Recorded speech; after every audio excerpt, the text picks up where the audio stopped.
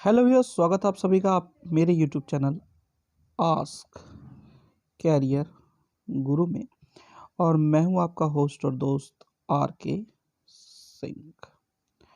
और आज हम बात करेंगे, क्योंकि संडे है, 10 पावरफुल जीके के क्वेश्चंस की, जो कि आपके ज़्यादातर एग्जाम स्केल को कवर करता है। तो चलिए देखते हैं आज के जीके के पिटारे में आपके लिए क्या खास है।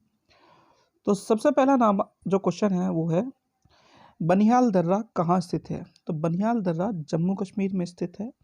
ये एक प्रमुख दर्रा है जो कि राष्ट्रीय राजमार्ग 1A से होकर गुजरता है। अगर इस दर्रे की बात करें, कश्मीर घाटी को जवाहर सुरंग के माध्यम से जम्मू के रास्ते शेष भारत से जोड़ने का एक बहुत ही महत्वपूर्ण दर्रा है। अगर हम दर्रों की बात करें तो पूरे भारत को हम दो भागों में विभाजित करते हैं। पहला है हिमाचल के पर्वतीय राज्यों के वो प्रदेश जो या केंद्र शासित प्रदेश या राज्य जहाँ पे दर्रे हैं, तो उसमें हम 17 दर्रों को अलग अलग तरीके से पढ़ते हैं। और अगर बात करें प्रायद्वीपीय भारत के राज्यों में के पास, तो उसमें जो है हम करीब करीब 4 दर्रों को पढ़ते हैं, जिसमें केरल और महाराष्ट्र है। और अगर ऊपर वाले की बात करें, हिमालय वाले की बात करें, तो जम्मू कश्मीर, हिमाचल प्रदेश, उत्तराखंड, सिक्किम, अरुणाचल प्रदेश और मणिपुर में अलग अलग तरीके से ये दर्रे आपको देखने को मिलते हैं। चलिए अगला प्रश्न देखते हैं। अगला प्रश्न है आपका प्रश्न नंबर 2। प्रश्न नंबर 2 है आपका, भारत की पहली स्वदेशी परमाणु पनडुब्बी।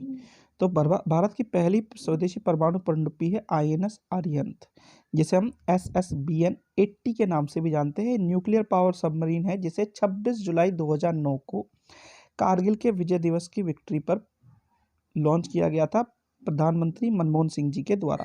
इसे कमीशन हो गया था। चलिए अगला प्रश्न देखते हैं बच्चों। अगला प्रश्न है आपका प्रश्न नंबर 3। जलियांवाला बाग जो हत्याकांड था वो क्यों हुआ था। तो जलियांवाला बाग हत्याकांड जो हुआ था वो हुआ था 13 अप्रैल 1919 बैसाखी के दिन अमृतसर पंजाब में, जिसमें प्रोटेस्ट चल रहा था रॉलेट एक्ट के विरोध में। और उस विरोध में एक कारण ये भी था कि दो जो हमारे स्वतंत्रता सेनानी थे, डॉक्टर सैफुद्दीन खिचलू और डॉक्टर सत्यपाल, इनको अरेस्ट कर लिया गया था। इनके अरेस्ट के चक्कर में ये प्रोटेस्ट पूरा हो रहा था, जिसको ब्रिगेडियर जनरल REH डायर ने बहुत ही निर्मम हत्याकांड जिसे बोलते हैं, उसके द्वारा रोकने की कोशिश की थी। चलिए अगला प्रश्न देखते हैं बच्चों। अगला प्रश्न है आपका प्रश्न नंबर 4।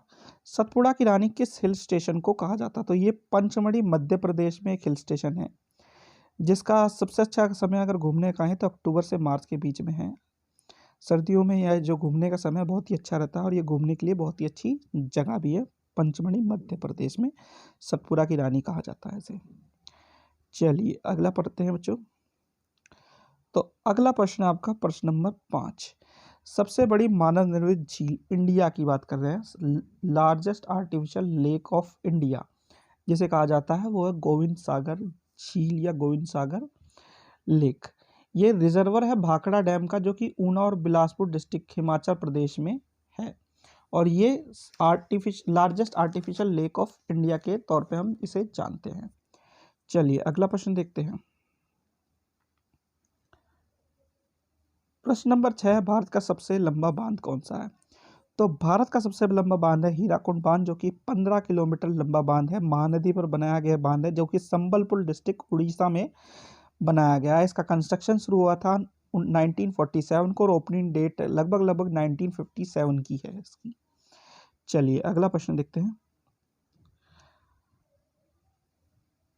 प्रश्न नंबर 7 है आपका, कांडला बंदरगाह कहाँ स्थित है। तो कांडला बंदरगाह कच्छ की खाड़ी में स्थित है। ये सबसे पुराने सी पोर्ट में से एक है, कच्छ डिस्ट्रिक्ट के, जो कि गुजरात में है। ये गांधी धाम सिटी में है, और इसका कंस्ट्रक्शन हुआ था 1950 को, और 25 सितंबर 2017 को इसे दीनदयाल पोर्ट ट्रस्ट, यानी दीनदयाल, इसका नाम चेंज करके दीनदयाल पोर्ट ट्रस्ट रख दिया गया था।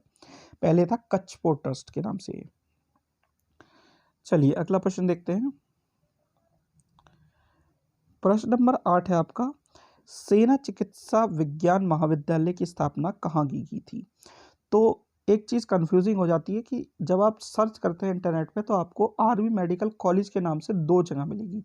एक है पूना, दूसरी है आपकी दिल्ली की। जो आर्मी मेडिकल कॉलेज दिल्ली जो आपको दिखाई देता है वो आर्मी मेडिकल कॉलेज जो सर्विंग पर्सन है उनके बच्चों के लिए पढ़ने के लिए है। लेकिन जो आर्मी मेडिकल कॉलेज जो पूना वाला है वो उन डिफेंस पर्सनल्स के लिए है जो एस्पिरेंट्स आगे जा करके डिफेंस में डॉक्टर के जो तौर पे कमीशन होते हैं और डॉक्टर ऑफिसर के तौर पे कमीशन होते हैं और काम करते हैं।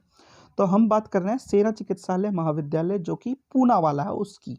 इसे पुणे महाराष्ट्र में है ये। 1 मई 1948 में इसे इस्टेब्लिश किया गया था। वर्ल्ड वार 2 के बाद में रिकमेंडेशन कमेटी थी इसकी BS रॉय की।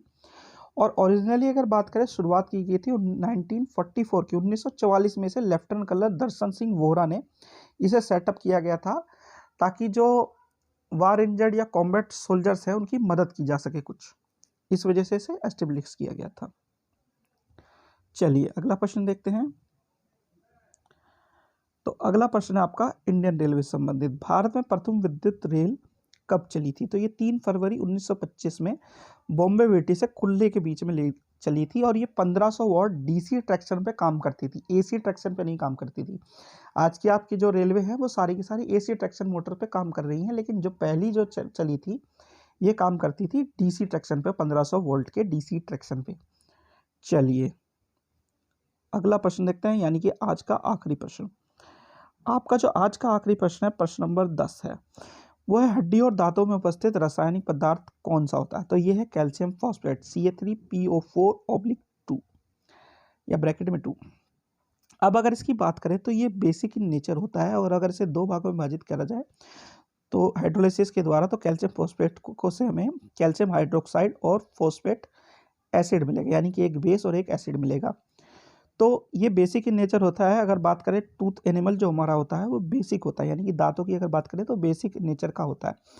और जब हम कुछ खाते हैं और वो हमारे दांतों में लगा रह जाता है तो उससे क्या होता है, उससे धीरे धीरे एसिड बनना शुरू हो जाता है जो हमारे दांतों को डिसॉल्व करके या खराब कर सकता है, जैसा कि आप कई बार एड में भी देखते हैं। अब बात आती है टूथपेस्ट कैसा होता है। तो टूथपेस्ट कैसा होता है, बेसिक नेचर का होता है। उससे क्या होता है, जब ये एसिड पे एक्ट करता है तो सब चीज़ों को न्यूट्रल करके बाहर निकाल देता है। ठीक है, तो इसलिए टूथपेस्ट बेसिक नेचर का होता है, बेस होता है, और टूथ एनेबल भी इसी नेचर का होता है। तो ये थे आपके इस हफ्ते के 10 पावरफुल जीके के क्वेश्चन। आशा करता हूँ आपको वीडियो अच्छी लगी होगी। अगर वीडियो अच्छी लगी हो तो चैनल को सब्सक्राइब करें, वीडियो को लाइक करें, शेयर करें। Thank you.